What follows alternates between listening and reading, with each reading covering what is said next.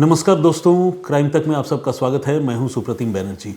उत्तर प्रदेश के एटा शहर में कोतवाली पुलिस स्टेशन की हद में एक जगह पड़ती है जिसका नाम है नगला प्रेमी। बेसिकली ये नगला प्रेमी एक मोहल्ला है, एक रेसिडेंशियल इलाका है और इसी मोहल्ले में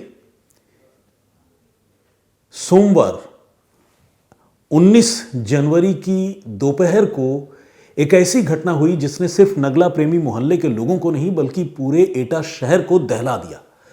यह घटना बहुत बड़ी थी, बहुत बड़ी इसलिए क्योंकि इस घटना में एक ही परिवार के 4 लोगों का बहुत ही बर्बर तरीके से कत्ल किया जा चुका था। और जब यह खबर सामने आई, जब लोगों को पता चला कि एक मकान के अंदर घुसकर कातिलों ने इस तरह से कत्लेआम मचा दिया है, 4 लोगों की जान ले ली है, तो पूरा शहर जो है वो दहल गया। उस इलाके के जो लोग हैं वो उस मकान के बाहर इकट्ठा हो गए, पुलिस आई और लोग इस बात से हैरान थे कि आखिर इस घर में कातिलों ने ऐसा बड़ा कांड, इतनी बड़ी घटना को अंजाम क्यों दिया, इसके पीछे की वजह क्या थी, कैसे मारा गया, कौन लोग थे। इतने सवाल थे लोगों के मन में कि लोग समझ नहीं पा रहे थे कि इसकी शुरुआत कहाँ से हुई और इसका अंत कहाँ होगा। तो पुलिस जब मौके पर पहुंची तो पुलिस ने एक एक करके जो भी लोग इस घटना का शिकार हुए थे उनको पुलिस ने उठाया और अस्पताल पहुंचाया। 3 लोगों की जान पहले ही जा चुकी थी। एक बुजुर्ग महिला है जिनका नाम है श्यामा देवी, उनकी सांसें चल रही थी, उनको भी अस्पताल ले जाया गया लेकिन उनकी मौत अस्पताल में इलाज के दौरान हो गई। इससे पहले कि पूरी कहानी मैं आपको सिलसिलेवार तरीके से बताऊं, आइए जल्दी से उस परिवार के बारे में बता देता हूं जिस परिवार में यह घटना हुई, ताकि पूरी कहानी आपको समझने में सुविधा हो। एटा के इसी नगला प्रेमी मोहल्ले में जो ये परिवार रहता है, जिस परिवार में यह घटना हुई, उस परिवार के मुखिया हैं बुजुर्ग गंगा सिंह।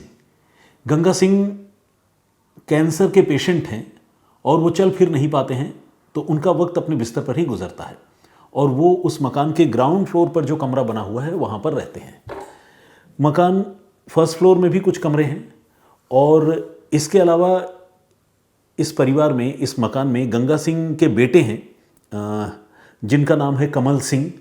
कमल सिंह की पत्नी है रत्ना देवी और गंगा सिंह की भी पत्नी है, यानी कमल की माँ, बुजुर्ग महिला, उनका नाम है श्यामा देवी। तो इस तरह से ये 4 लोग हैं। कमल सिंह और रत्ना देवी के 3 बच्चे हैं। एक बड़ी बेटी है जिसका नाम है लक्ष्मी सिंह, एक छोटी बेटी है जिसकी उम्र है 18 साल, नाम है ज्योति सिंह, और एक 5 साल का छोटा सा बेटा है जिसका नाम है देवांश। तो इस तरह से देखा जाए तो 3 बच्चे और 4 बुजुर्ग, 4 बड़े, बुजुर्ग तो नहीं लेकिन 4 बड़े, ये मिलाकर 4 3 7 कुल 7 लोगों का परिवार है और बहुत ही खुशहाल परिवार है, किसी बात की कोई दिक्कत नहीं है। और ये जो कमल सिंह हैं ये शहर में ही, एटा शहर में ही मेडिकल शॉप चलाते हैं, दवा की दुकान चलाते हैं। होता ये है कि रोज़ की तरह कमल सिंह दवा की दुकान में थे और उनके साथ उनकी बड़ी बेटी लक्ष्मी सिंह वो भी दवा की दुकान में थी। बाकी घर में जो लोग मौजूद थे उनमें बुजुर्ग गंगा सिंह, उनकी पत्नी श्यामा देवी और कमल सिंह की पत्नी रत्ना, छोटी बेटी ज्योति, ये सारे लोग घर में थे। जो छोटा बेटा है 5 साल का देवांश, वो स्कूल गया हुआ था। सोमवार की दोपहर को वो बच्चा स्कूल से लौटा और नीचे वो अपने दादाजी के कमरे के बाहर जूते उतार रहा था और जूते उतारते हुए उसने ये रियलाइज़ किया कि ऊपर भी कमरों में और नीचे कमरे में लगातार पंखे चल रहे हैं, फ़ैन चल रहा है। तो उसने शोर मचाया और ये चिल्लाया कि इतने ठंड में आप लोग पंखा क्यों चला रहे हैं, मम्मी आप कहाँ हो। उसने यूं पुकारा, बोला, लेकिन उसने ये सवाल पूछा तो ज़रूर मगर घर से किसी ने कोई जवाब नहीं दिया। न तो दादाजी ने रिस्पॉन्ड किया, न ऊपर रह रही दादी ने, न दीदी ने, न माँ ने, किसी ने कोई जवाब नहीं दिया। तो ये बच्चा जो स्कूल से लौटा था 5 साल का, ये थोड़ा क्यूरियस हो गया और सोचने लगा कि इस ठंड में पंखा चल रहा है और मम्मी दीदी कोई जवाब नहीं दे रही है। फिर वो दौड़ता हुआ ऊपर गया, दादाजी के कमरे के अंदर नहीं गया, वो सीधे ऊपर गया और ऊपर जब वो पहुँचा, जिस कमरे में वो खुद रहता था और उसके मम्मी पापा रहते थे, उस कमरे का मंजर देखकर वो कांप गया। लिटरली उसकी सांस हलक में अटक गई। उसने ये देखा कि कमरे में उसके 3 अजीज लोग मरे पड़े हैं। और दादी और दीदी यानी छोटी बेटी ज्योति सिंह, ये दोनों जो है वो फर्श पर पड़े हुए थे और इनके सिर से खून निकल रहा था, जबकि इस बच्चे की माँ रत्ना देवी वो बिस्तर पर थी और उनके भी सिर से खून निकल रहा था। दादी की सांसें चल रही थी। हालांकि इस बच्चे ने इस बात को रियलाइज़ नहीं किया, वो डर गया, उसने देखा कि सभी मर गए, उसने ऐसा सोचा। फिर वो दौड़ता हुआ नीचे आया दादाजी को बताने, लेकिन जब तक वो दादाजी को बताता तब तक उसने ये देखा कि दादाजी का भी सिर जो है बिल्कुल बुरी तरह से फोड़ा जा चुका है और वो भी लहूलुहान अपनी चारपाई पर पड़े हुए हैं। तो ये देखकर बच्चा चीखता चिल्लाता हुआ घर से बाहर निकला। अब मम्मी तो थी नहीं, पापा पापा करता हुआ बाहर निकला। मोहल्ले के लोग इकट्ठा हो गए कि क्या हो गया। मोहल्ले के लोगों ने भागकर घर के अंदर देखा, ये मंजर देखा तो सारे लोग घबरा गए। इसके बाद लोगों ने फ़ौरन जो है इस परिवार के जो वारिस हैं यानी बुजुर्ग गंगा सिंह के बेटे कमल सिंह जो मेडिकल शॉप चलाते हैं, उनको घर वालों ने फ़ोन किया और फ़ोन करके बताया कि कमल जल्दी चले आइए, यहाँ तो आपके घर में गज़ब हो गया। कुछ लोग आए थे और मुझे लग रहा है कि हमें लग रहा है कि उन लोगों ने आपके पापा मम्मी और घर में सारे लोगों की जान ले ली है। कमल सिंह जब ये सुना तो उसका भी दिमाग घूम गया। वो दुकान में था और उसके साथ उसकी बड़ी बेटी लक्ष्मी भी थी। जब ये पता चला तो वो भी बौखलाते हुए, घबराते हुए, हाँफते हुए, दौड़ते हुए पहुँचे अपने घर नगला प्रेमी वाले मोहल्ले में। वहाँ तब तक लोगों की भीड़ लगी हुई थी, पुलिस वाले खड़े थे, डॉग स्क्वाड बुलाया जा चुका था, फॉरेंसिक एक्सपर्ट्स आए हुए थे। कमल सिंह जब घर पहुंचा तो बिल्कुल बेगाना सा माहौल, उसने देखा कि उसी का घर है और उसे पता ही नहीं घर के अंदर क्या हुआ। बाहर लोगों की भीड़ है, लोग सारे उससे हमदर्दी जता रहे हैं, कोई उसकी तरफ कातर निगाहों से देख रहा है, कोई उसके पीठ पर हाथ रख रहा है। वो अंदर गया, उसने अंदर जाकर ये सारा मंजर देखा, वो भी बहुत सदमे में आ गया। हालांकि वो बुरी तरह फूट फूट कर रो नहीं रहा था। हर इंसान का रिएक्शन इस तरह की घटना में एक जैसा हो ये ज़रूरी नहीं। बहुत सारे लोगों के इमोशंस जो हैं वो आंखों के ज़रिए, चेहरे के ज़रिए ज़ाहिर होते हैं और बहुत सारे लोग अंदर से रोते हैं लेकिन उनका एक्सप्रेशन जो है इतना विजिबल नहीं होता, इतना दिखता नहीं है। तो कमल सिंह को देखकर ऐसा लोगों को लग रहा था कि शायद उसको जो है इस घटना के बारे में पता चलने के बाद और अपनी बेटी, अपनी पत्नी, बुजुर्ग माँ बाप सबको गंवाने के बाद उसको काट मार गया। उसको समझ में नहीं आ रहा कैसे रिएक्ट करना है। छोटा बच्चा अलबत्ता जो 5 साल का देवांश था वो लगातार रोए जा रहा था और बड़ी बेटी लक्ष्मी जो दुकान में थी वो भी आई थी, वो भी रो रही थी। इस तरह से जो नाते रिश्तेदार इस परिवार के और थे वो भी तब तक आ गए थे। सारे लोग रो रहे थे और इस नगला प्रेमी मोहल्ले से लेकर एटा के सरकारी अस्पताल तक चीख पुकार, रुदन कंदरन का माहौल था, क्योंकि एक परिवार में 4 लोगों की हत्या हुई थी जो अपने आप में बड़ी बात थी। हॉस्पिटल में जो वार्ड हैं वहाँ से लेकर पोस्टमार्टम हाउस तक के बाहर लोगों के आंसू नहीं थम रहे थे। पुलिस जब मौके पर पहुंची तो पुलिस ने जो सीन ऑफ क्राइम पर देखा, पुलिस ने ये नोटिस किया कि इन लोगों की हत्या जो है सिर कुचल कर की गई है। सारे लोगों के सिर पर किसी भारी चीज़ से, ईंट जैसी किसी चीज़ से हमला किया गया है और ये जो है कन्वेंशनल तरीका नहीं है मर्डर करने का। हालांकि मर्डर करने का कोई भी तरीका कन्वेंशनल नहीं होता है, लेकिन आमतौर पर जो कातिल होते हैं वो गोली, बंदूक, चाकू, छुरा, जहर ऐसी चीज़ों का इस्तेमाल करते हैं। घर के अंदर वो भी ईंट से कुचलकर कोई किसी की हत्या करे और वो भी एक नहीं 4-4 लोगों की हत्या करे, ऐसा आमतौर पर देखने को नहीं मिलता। तो पुलिस थोड़ी कन्फ्यूज्ड थी कि आखिर इस तरह की घटना को किसने अंजाम दिया होगा और पुलिस को इस सच का भी पता लगाना था। पुलिस के ऊपर बहुत दबाव था। बहुत दबाव इसलिए था कि एक परिवार में ब्रॉड डे लाइट में 4-4 लोगों की हत्या हो जाए तो सवाल तो लॉ एंड ऑर्डर के खड़े हो जाएंगे और पुलिस को जवाब देना भारी पड़ जाएगा। तो पुलिस वालों की हालत कुछ ऐसी ही थी। पुलिस इस सच्चाई का पता लगाना चाहती थी। तो पुलिस ने अब इस मामले को इन्वेस्टिगेट करना शुरू किया और सबसे पहले सीन ऑफ क्राइम पर पुलिस ने जो फॉरेंसिक के एक्सपर्ट्स हैं उनको बुलाया, डॉग स्क्वाड को भी बुलाया और फॉरेंसिक के एक्सपर्ट्स ने उस पूरे सीन ऑफ क्राइम को बहुत बारीकी से देखा।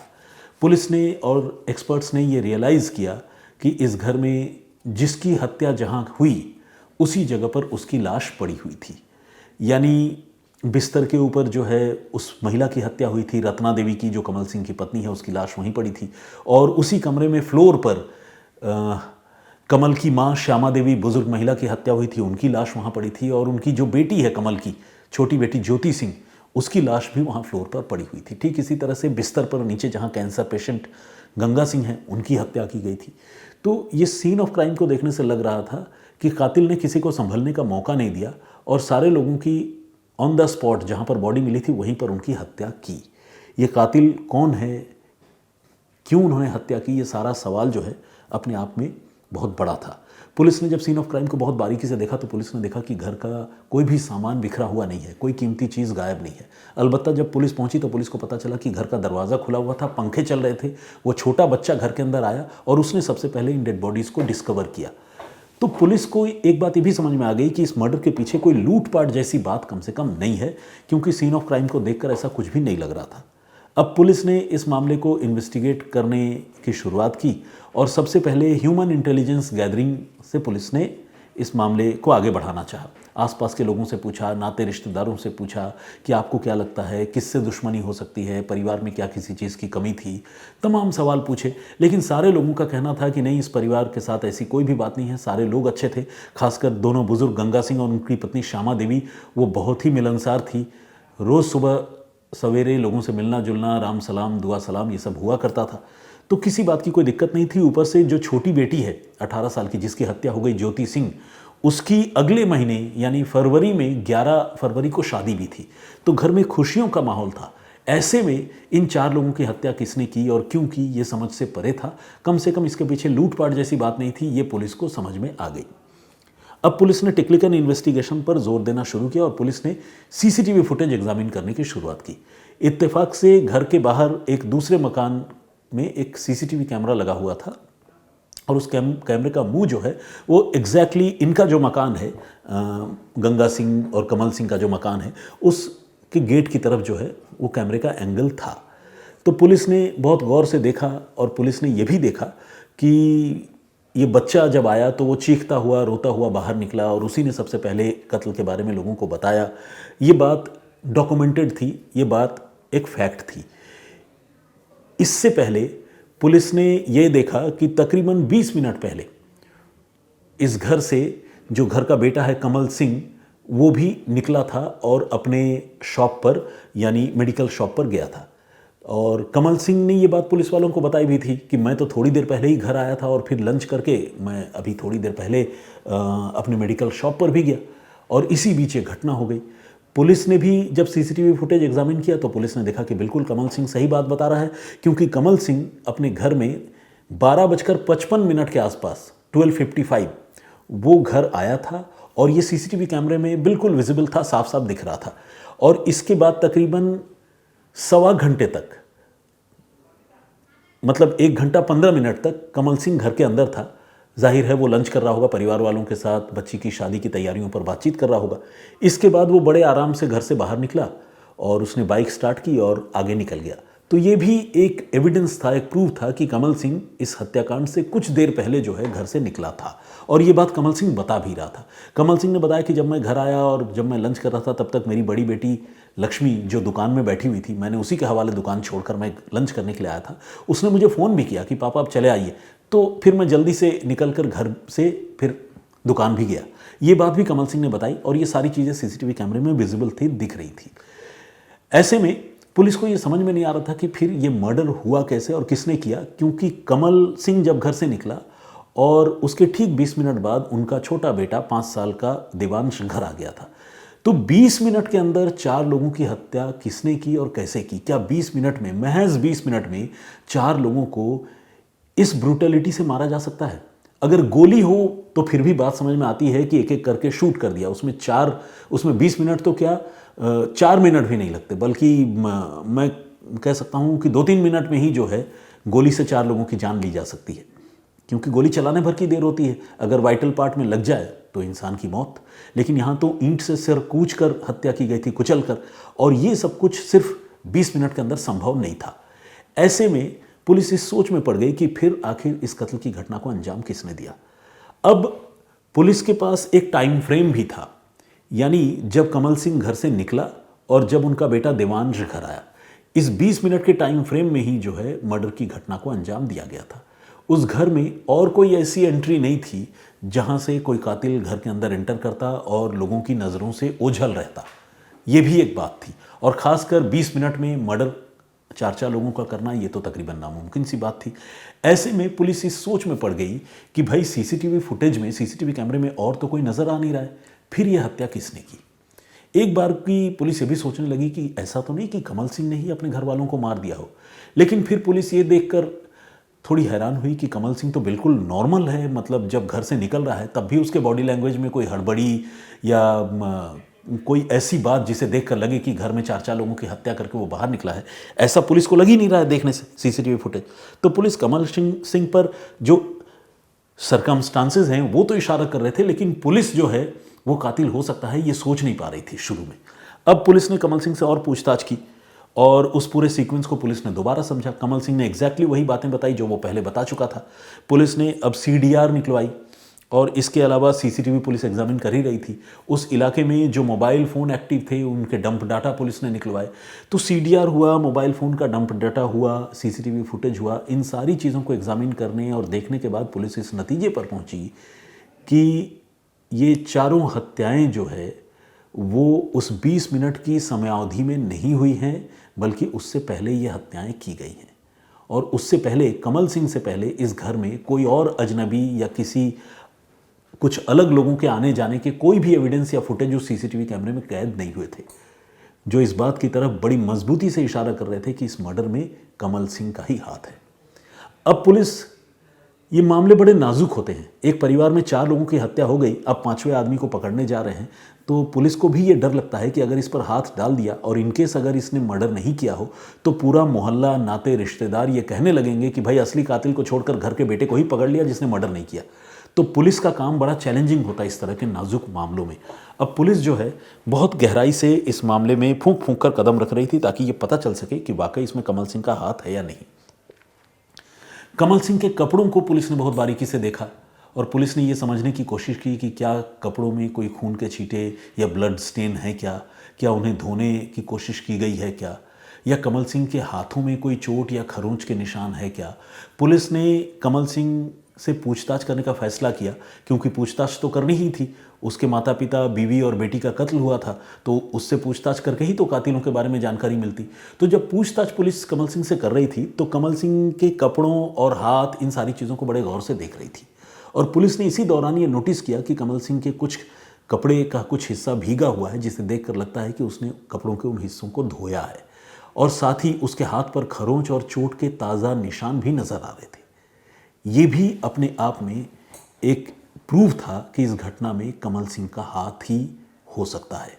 पुलिस ने इसके बाद कमल सिंह को, जब ये चीज़ें पुलिस ने देखी, रियलाइज़ किया, तो पुलिस ने उसे हिरासत में ले लिया और फिर उसके साथ सख्ती से पूछताछ की। और इस बार जब उससे सख्ती से पूछताछ की तो उसने अपना जुर्म कबूल कर लिया। ये घर का बेटा कमल सिंह ही था जिसने अपने बुजुर्ग पिता गंगा सिंह, पत्नी अपनी माँ श्यामा देवी, पत्नी रत्ना देवी और बेटी 18 साल की ज्योति सिंह का कत्ल किया था। उस बेटी का जिसकी कुछ दिनों के बाद 11 फरवरी को शादी होनी थी।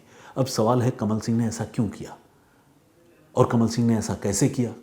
तो इसका जवाब पूछताछ में कमल सिंह ने दिया। असल में ये जो छोटी बेटी है ज्योति सिंह, जिसकी शादी होने वाली थी, वो एक लड़के के साथ अफेयर में थी और सीरियस अफेयर में थी। दोनों शादी करना चाहते थे। घर वाले भी इस रिश्ते पर राज़ी थे और उन्होंने तय कर लिया था कि ये जो इनका लव अफेयर है उसे अरेंज मैरिज की सूरत में वो आगे बढ़ाएंगे और अपनी बेटी की धूमधाम से शादी करेंगे। शादी करने के लिए ज़्यादा नहीं 4 लाख रुपयों की ज़रूरत थी।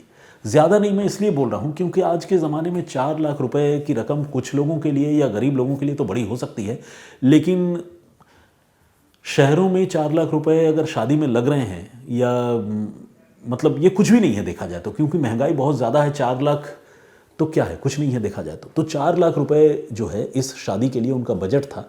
स्पेशली कुछ पैसे और भी होंगे, लेकिन 4 लाख रुपए का और इंतज़ाम करना था ज्योति की शादी के लिए। अब जिम्मेदारी कमल सिंह पर थी। कमल सिंह समहाउ रुपए पैसे के मामले में उसके हाथ तंग थे। घर में बुजुर्ग माता पिता थे और बच्चे थे, स्कूल की फ़ीस थी, उनकी परवरिश के खर्चे थे, प्लस पापा बीमार थे, उनकी बीमारी और उनके इलाज का भी खर्च था। तो ये सारी चीज़ें थी, कमल पर बहुत जिम्मेदारी थी और 4 लाख रुपयों का इंतज़ाम वो नहीं कर पा रहा था।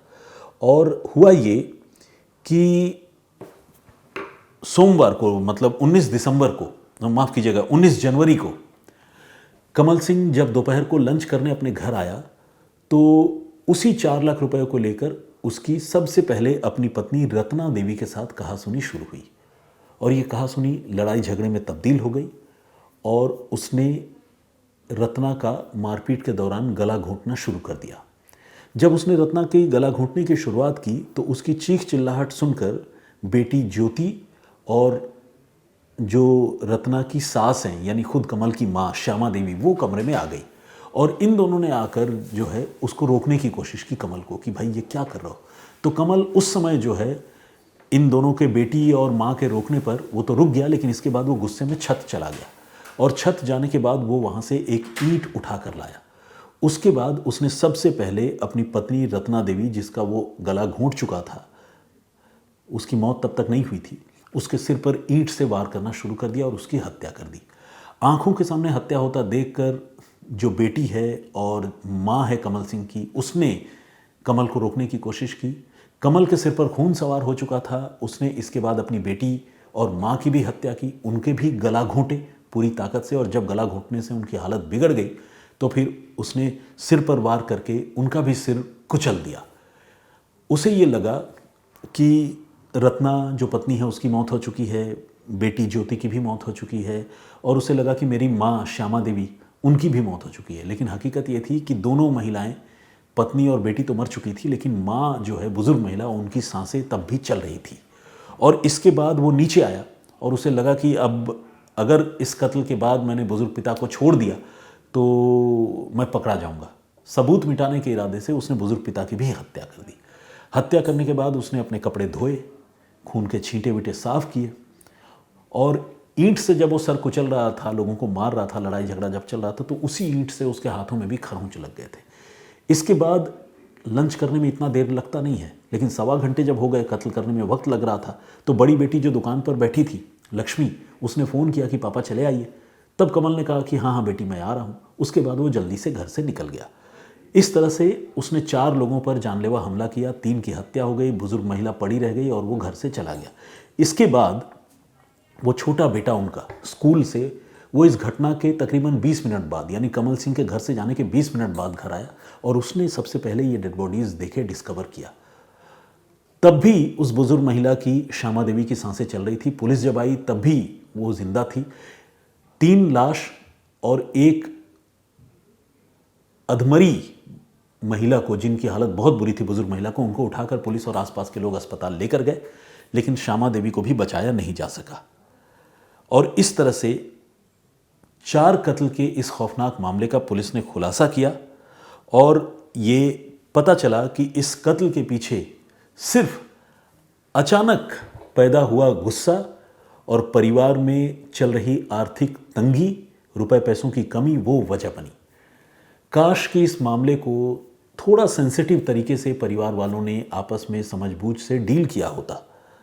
मैं कमल सिंह के इस गुस्से को किसी भी एंगल से जस्टिफाई नहीं कर सकता। इस दुनिया का कोई भी इंसान कमल सिंह के कृत्य को जस्टिफाई नहीं कर सकता। लेकिन मैं ये ज़रूर कहना चाहता हूँ कि कमल सिंह की पत्नी रत्ना देवी, उनको थोड़ा और पेशेंस रखना चाहिए था। खासकर जैसा कि कमल सिंह ने बताया कि उसकी पत्नी बार बार इन 4 लाख रुपयों के लिए कमल सिंह को ताना दिया करती थी और इतने ताने मारती थी कि कमल सिंह ने आपा खो दिया और उसके बाद उसने इस घटना को अंजाम दिया। तो जो मसले प्यार से सुलझाए जा सकते हैं, पति पत्नी आपस में बातचीत करके जिन चीज़ों को रिजॉल्व कर सकते हैं, रुपए पैसों का इंतज़ाम करने की कोशिश हो सकती है, उन चीज़ों को लेकर लड़ने और ताना देने का क्या नतीजा, क्या अंजाम हो सकता है, वो इस घटना को देखकर समझा जा सकता है। तो इसीलिए बहुत ज़रूरी है कि हम सारे लोगों का व्यवहार बहुत संयत में हो और हम सारे लोग बहुत ही पेशेंट तरीके से एक दूसरे को समझें और एक दूसरे से पेश आएँ।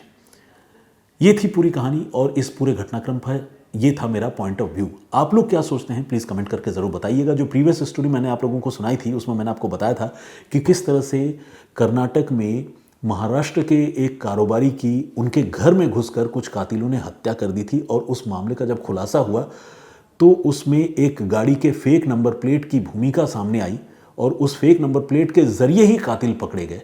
तो उस पूरे घटनाक्रम को, जो एक बहुत कॉम्प्लिकेटेड मर्डर मिस्ट्री है, पुलिस ने सुलझाया। उसे अगर आप देखना सुनना चाहते हैं तो क्राइम तक के प्लेलिस्ट में जाकर सुप्रतिम से सुनिए में आप उस स्टोरी को सुन सकते हैं। आइए कुछ लोगों के कमेंट्स पढ़ते हैं जो उस घटना पर लोगों ने कमेंट किया है। तनुजा वर्मा ने कमेंट किया है और उन्होंने कहा है कि ये स्टोरी बहुत ही बड़ी सीख मिलती है कि झूठ छुपता नहीं है और सच सामने आकर ही रहेगा। उमेश भूइयाँ जी, इन्होंने चरण स्पर्श सर जी लिखा और ये कहा कि ये कहानी सुन के ये लगा कि ज़्यादा पैसा हो तो भी दिक्कत और ना हो तो भी दिक्कत। जाहिर है जिनके पास पैसों की कमी होती है वो अपने रिसोर्स मैनेजमेंट में लगे रहते हैं, परेशान रहते हैं, ज़रूरत की चीज़ें जुगाड़ करने में लगे रहते हैं। लेकिन जिनके पास बहुत ज़्यादा पैसा होता है उनके जीवन में दूसरे किस्म की परेशानियाँ होती हैं। ऐसा नहीं है कि उनके जीवन में वही परेशानी होती है जो इस केस में हुआ। प्रीवियस स्टोरी की मैं बात बता रहा हूँ, लेकिन हाँ अलग अलग किस्म की दुख और तकलीफ़ें होती हैं। अभी कुछ दिन पहले संत प्रेमानंद जी को मैं सुन रहा था। उनके पास एक सज्जन आया और उन्होंने कहा कि वो किसी बात पर खुश नहीं होते हैं। तो संत प्रेमानंद ने उन्हें कहा कि तुम्हारे हाथ पैर सही सलामत है, तुम्हें खाने के लिए सुबह शाम रोटी मिल रही है, घर परिवार है, नौकरी तुम्हारी चल रही है, इस पर अगर तुम खुश नहीं हो सकते हो तो फिर तुम किस बात पर खुश होगे। इसीलिए ऊपर वाले ने जितना दिया है इस पर शुक्रिया कहो और खुश रहो। उनकी बात बहुत सही लगी। अक्सर वो इस तरह की बातें करते हैं संत प्रेमानंद जी। आप में से बहुत सारे लोग उनके अनुयायी और फ़ैन होंगे, मैं भी हूँ। और वाकई मतलब अगर आप अपने ब्लेसिंग्स जो कुछ आपको ऊपर वाले ने दिया है अगर आप उसे काउंट करने लगें तो आपको खुश रहने की वजह मिलेगी। और अगर आप कंप्लेन करने लगें तो शायद सारी दुनिया कदमों में हो तो भी आप कंप्लेन करेंगे। संदीप रोज़ ने भी कमेंट किया, बहुत बहुत स्वागत आपका। ये संदीप उत्तर प्रदेश के उन्नाव ज़िले से हैं। इन्होंने अपने बारे में बताया और उन्होंने कहा कि आज ये संदेश लिखते हुए मुझे बहुत खुशी हो रही है क्योंकि आपकी पत्रकारिता ने मेरे जैसे साधारण दर्शक के दिल में एक खास जगह बना ली है। ये बहुत पॉजिटिव वर्ड्स मेरे लिए लिखते हैं। Thank you very much Sandeep ji. और इन्होंने बहुत लंबा और बड़ा कमेंट लिखा है। सारा कमेंट मैं आप लोगों के सामने पढ़कर नहीं सुना सकता हूँ, लेकिन मैं ये कमेंट पर्सनली ज़रूर पढ़ता हूँ। ये सारी बातें मैं आपको बताना चाहता हूँ। Thank you very much Sandeep once again. इसके अलावा राघवेंद्र तिवारी ने कमेंट किया है। प्रदीप भामदू जी रेगुलर लिसनर हैं और रेगुलर कमेंट भी करते हैं। फरजाना सिद्दीकी ने भी कमेंट किया है और criminal is sharp minded but he doesn't know crime never hide. Stop something के नाम से एक आईडी है, तो उन्होंने नाम अपना नहीं लिखा है लेकिन उन्होंने लिखा है कि आप काफ़ी प्यारे होते जा रहे हैं और अब आपकी स्टोरी टेलिंग तो बहुत ही आला है भाईजान, इन्होंने लिखा है। Thank you very much. Deepak ने भी कमेंट किया है और उन्होंने कहा है कि जय पशुपतिनाथ सर, मैं Deepak Khadka from Nepal now in Kuwait. आपकी स्टोरी नरेट करने का तरीका बहुत अच्छा है, शुभकामनाएं, उन्होंने लिखा है। Thank you very much. 20x Sonu के नाम से एक आईडी है और उन्होंने कहा है कि मैं आपसे बहुत प्यार करता हूँ इसलिए मैं तुम्हारा भाई वीडियो लाइक कर देता हूँ, इन्होंने कहा है। थैंक यू वेरी मच, बहुत धन्यवाद आपका। बिपिन लोहार ने भी कमेंट किया, बहुत बहुत धन्यवाद आपका। और सुसकुसा के नाम से एक आईडी है, very well narrated keep it up, उन्होंने लिखा है। टेक सवी के नाम से एक आईडी है और उन्होंने भी अपनी राय रखी है, अपनी बात कही है। जया अवस्थी जी ने इमोजीज भेजी है। रेखा भभोर जी ने भी कमेंट किया है और उन्होंने कहा है कि सर आप बहुत अच्छे हो, thank you very much. Anil Shakya ji का कमेंट है, ये फरीदाबाद से हमारे रेगुलर लिसनर हैं और कमेंट भी करते हैं रेगुलर। एलो मेलो के नाम से एक आईडी है। एलो मेलो तो एक बांग्ला वर्ड है, पता नहीं ये बंगाली है या नहीं, लेकिन उनकी आईडी जो है एलो मेलो लिखा हुआ है। एलो मेलो मतलब यूं घुमावदार जिसे कहते हैं। डिंगल डेंगल एक वर्ड है इंग्लिश में, समझ लीजिए बांग्ला का अगर उसका ट्रांसलेशन हो तो वो एलो मेलो होगा। तो इसके अलावा रतन माला समथिंग के नाम से एक आईडी है और ये नागपुर से ये प्रोग्राम देख रही हैं, उन्होंने कहा है। जगदीश चांडेगड़ा जी रेगुलर कमेंट करते हैं। तारक जी ने कमेंट किया है और उन्होंने कहा है कि सर जमशेदपुर के होते हैं आप और जमशेदपुर की स्टोरी बताइए। ठीक है, कभी जमशेदपुर की कोई क्राइम की खबर होगी तो भी बताऊंगा। मैं बताता तो हूँ जब भी मेरे नॉलेज में ऐसी कोई खबर आती है। देखिए, अपराध की हर खबर मैं आप सबके सामने लेकर नहीं आता हूँ। अपराध की वो खबर लेकर आता हूँ जो थोड़ी कॉम्प्लिकेटेड होती है और जिसे पुलिस जो है बहुत मुश्किल से या अपनी सूझबूझ से सुलझा चुकी होती है। तभी तो क्राइम इन्वेस्टिगेशन की स्टोरी बनती है और वो मैं आप लोगों के लिए लेकर आता हूँ। तो उसमें कई सारे क्राइटेरियाज़ मैं फॉलो करता हूँ। रेखा भट्ट जी ने भी कमेंट किया है और सिबा के नाथ का भी कमेंट है। बहुत धन्यवाद आप सारे लोगों का इतने सारे कमेंट्स करने के लिए। फ़िलहाल मुझे इजाज़त दीजिए, अपना बहुत ख्याल रखिए, सुरक्षित रहिए। जय हिंद, जय भारत।